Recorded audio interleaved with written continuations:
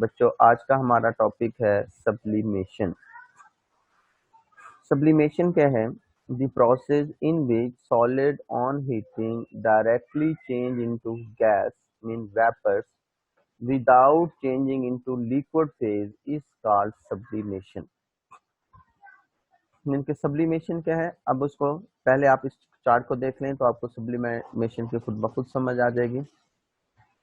बच्चों आप जानते हैं सॉलिड का लिक्विड में तब्दील होना, that process called melting, it is also called fusion.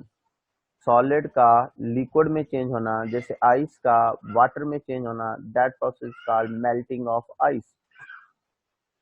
फिर लिक्विड का गैस में तब्दील होना, that process is called evaporation, जैसे एवेपोरेशन ऑफ वाटर। इसी तरह गैस का दोबारा से लिक्विड में तब्दील होना, that process is called condensation, that is condense to liquid. और फिर लिक्विड का दोबारा से सॉलिड में तब्दील होना, that process is called solidification. और इसी तरह सॉलिड का लिक्विड में तब्दील हुए बगैर डायरेक्ट स्टीम में चेंज होना, दैट प्रोसेस कॉल्ड सब्लिमेशन।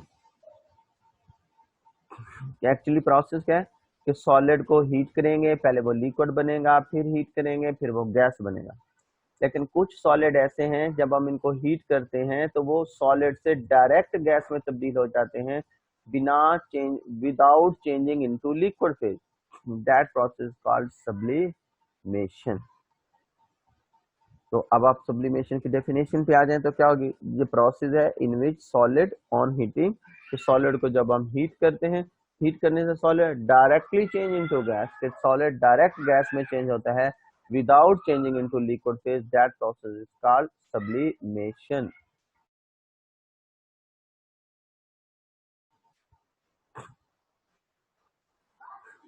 अब सब्लिमेशन की एग्जांपल क्या है कि कौन कौन से सॉलिड हैं जो डायरेक्ट सब्लाइम होते हैं?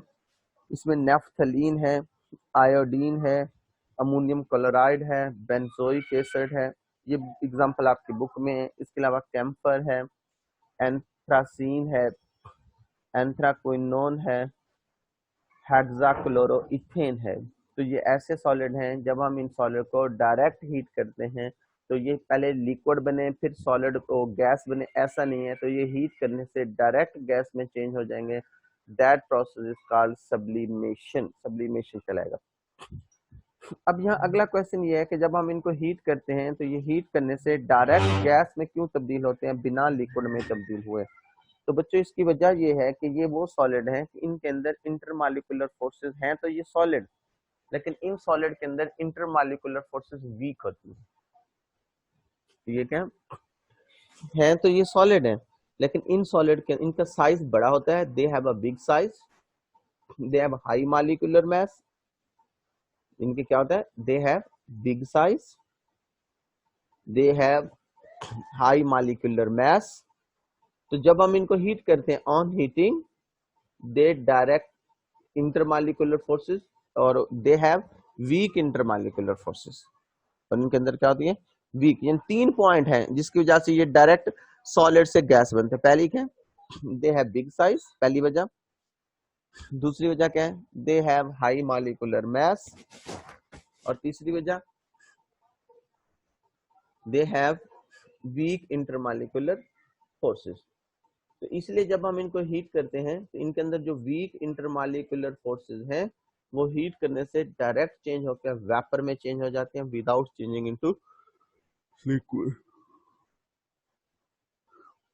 होता है ऐसा कि सॉलिड में इंटरमॉलिक्यूलर फोर्सेस स्ट्रांग हैं, लिक्विड में वीक होती हैं, गैस में नहीं होती। जब आप सॉलिड को हीट करते हैं तो इंटरमॉलिक्यूलर फोर्सेस पहले वीक होती हैं, वो लिक्विड बनता है, फिर टूटती हैं, वो गैस बनता है। ये ऐसे सॉलिड हैं जिनमें इंटरमॉलिक्यूलर फोर्सेस पहले से वीक हैं, तो जब आप इन्हें हीट करेंगे तो वो मजीद कमजोर हो फिर टूटे, ऐसा नहीं होगा। वो फोर्सेस डायरेक्ट ब्रेक हो जाती हैं और ये डायरेक्ट गैसेस फॉर्म में तब्दील हो जाते हैं। अच्छा, फिर इसमें है सब्लीमेंट। सब्लीमेंट क्या होता है? The impure substance which need to be purified by sublimation. और ये भी आपको पता है कि सब्लिमेशन भी प्योरिफिकेशन टेक्निक है, लेकिन किसकी प्योरिफिकेशन है? ये भी सॉलिड की प्योरिफिकेशन है, क्रिस्टलाइजेशन की तरह। लेकिन इससे सिर्फ वो सॉलिड प्योरीफाई होंगे जो सबलाइम होते होंगे, जो हीट करने से डायरेक्ट गैस में चेंज होते होंगे। तो जो इम्प्योर कंपाउंड है जिसकी आपने सब्लिमेशन करनी है, दैट इज कॉल्ड सब्लिमेंट। इस प्रोसेस में इम्प्योर कंपाउंड को क्या बोलते हैं? The impure substance which need to be purified by sublimation is called सब्लिमेंट।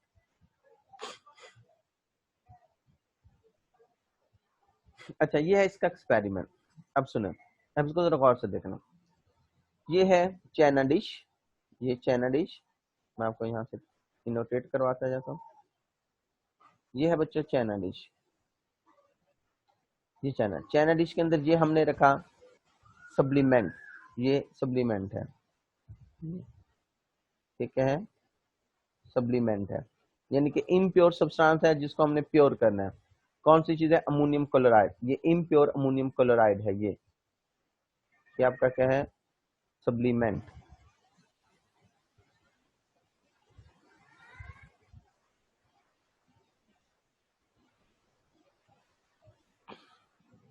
सब्लीमेंट,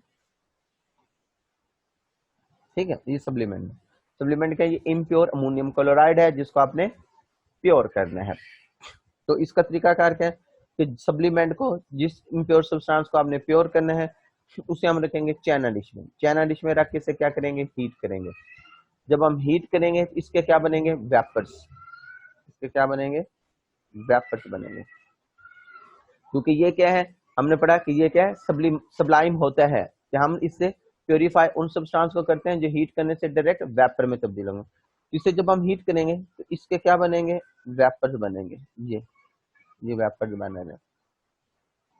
और ये ऊपर लगी हुई है इन्वर्टेड फन्नल, हमने ऊपर क्या रखी है? ये चाइना डिश है, ये चाइना डिश है। चाइना डिश के ऊपर हमने क्या रखी हुई है? इन्वर्टेड फन्नल। दोबारा सुनो, एक्सपेरिमेंट क्या होगा कि चाइना डिश में हम लेंगे सब्लीमेंट, वो इम्प्योर सब्सटेंस लेंगे जिसे प्योर करना है। इसके ऊपर रखते हैं चाइना वो इन्वर्टेड फन्नल। ये फन्नल की जैसे हमने फिल्ट्रेशन में पढ़ी थी, ये फन्नल की क्या है? रिम है, और ये उसकी स्टेम है। इन्वर्टेड फन्नल रखेंगे, और इन्वर्टेड फन्नल का ये जो यहाँ नीचे से बॉटम को बंद कर देंगे कॉटन प्लग लगा के, ताकि वेपर बाहर ना जाए। अब हम जब इसे हीट करेंगे, हीट करने से इस सप्लीमेंट के अंदर दो चीजें हैं। कौन सी दो चीजें हैं? एक वो प्योर सब्सटेंस है, ठीक है, इसमें दो चीजें हैं। ये जो सप्लीमेंट है इसके अंदर दो चीजें, एक अमोनियम क्लोराइड है, प्योर सब्सटेंस है, दूसरा इम्प्योरिटी है। जब हम हीट करेंगे तो जो सब्सटेंस होगा उसके वेपर बनेंगे। जैसे अमोनियम क्लोराइड है तो उसके बनेंगे वेपर, वो सबलाइम होगा। इम्प्योरिटी सबलाइम नहीं होगी, तो वो सबलाइम होगा, उसके वेपर बनेंगे। वेपर बन के यहाँ ऊपर आएंगे इस स्टेम के अंदर। तो यहाँ साइडों पे हमने लगाई होती है वेट कॉटन। साइडों पे क्या लगाई होती है? यहाँ नजर नहीं आ रही, तो यहाँ साइडों पे क्या लगाई हुई है? वेट कॉटन, जो क्या प्रोड्यूस कर रही है? कूलिंग।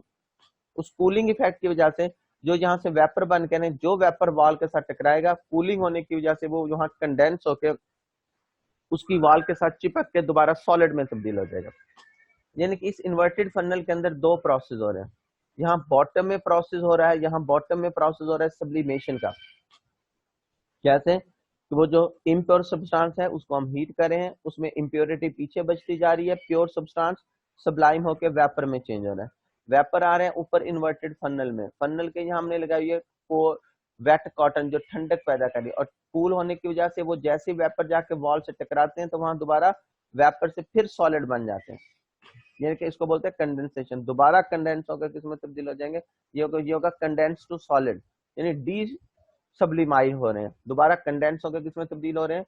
सॉलिड में। और सॉलिड के बन के इसकी अंदर साइड पे क्या हो जाएंगे? यहाँ चिपक जाएंगे। इस तरह सारे का सारा सब्सटेंस पहले यहाँ सबलाइम होगा, वेपर में तब्दील होगा, वेपर आके यहाँ बॉल के साथ चिपक जाएंगे और कंडेंस हो जाएंगे यहाँ पे। यानी कि पूरे का पूरा सब्सटेंस माइग्रेट होकर इधर आ जाएगा और पीछे क्या बच जाएगी? इम्प्योरिटी। ये तो एक्सपेरिमेंट के लिए। जब हम इसको बड़े लेवल पे करते हैं तो हम वेपर्स को एक अलग जगह इकट्ठा कर लेते हैं, जिस तरह सारे का सारा सब्सटेंस वेपर बन के एक साइड पे इकट्ठा हो जाता है और पीछे क्या बच जाती है? इम्प्योरिटी बच जाती है। That process is called sublimation. इस सब्लिमेशन में क्या है कि जो इम्प्योर सब्सटेंस है जिसको हमने प्योर करना होता है, इसमें क्या है? ये जो इम्प्योर सब्सटेंस है जिसे हमने प्योर करना होता है इसे हम बोलते हैं सब्लिमेंट। और उसके बाद क्या है? जो जब हम हीट करेंगे प्योर सब्सटेंस के वेपर बनेंगे, इम्प्योरिटी पीछे चैन डिश में बच जाएगी। वो जो वेपर आएंगे यहाँ आके इकट्ठे होंगे, जो वेपर अलहदा होंगे प्योर सब्सटेंस के वेपर, उन प्योर सब्सटेंस जो इकट्ठा होगा उसे बोलेंगे सब्लिमेट। और सब्लिमेट की तारीफ क्या होगी, यहाँ नहीं है। तो सब्लिमेट की क्या होती है, द प्योर सब्सटेंस, के वो प्योर सब्सटेंस, मैं आपको यहाँ लिख देता हूँ,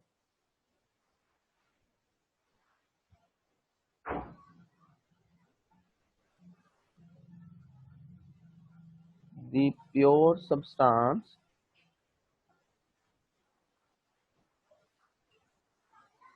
which deposit, डिपॉजिट मीन इकट्ठा हो रहा है, इन inner side of inverted funnel called sublimate।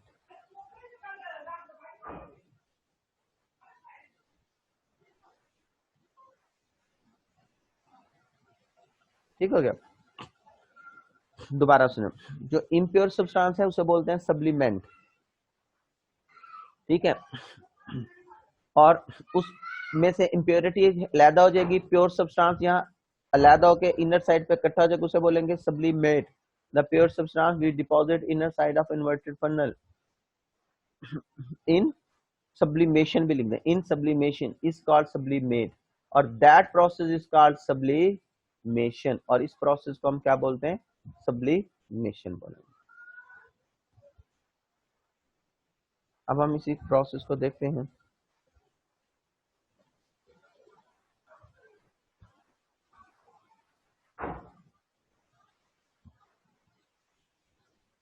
क्या है, in this process a substance to be sublimate, के जो इम्प्योर सब्सटेंस होता है उसको क्या कहते हैं, इस taken in a watch glass, उसे वाच ग्लास में लेते हैं, which is converted with an inverted funnel, जिसके ऊपर हमने क्या लगाई है, इन्वर्टेड फनल लगाई है। Stem of the funnel is close with the cotton flag, और उसका जो स्टेम है उसको ऊपर से हम किसके साथ बंद कर देते हैं, कॉटन लगा के।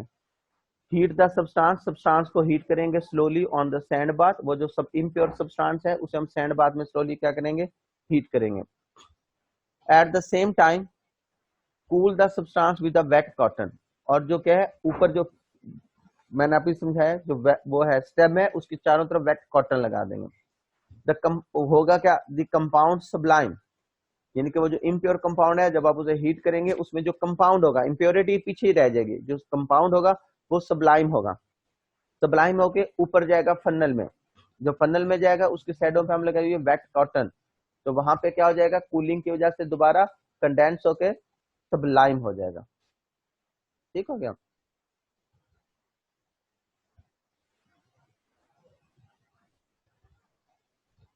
ठीक है।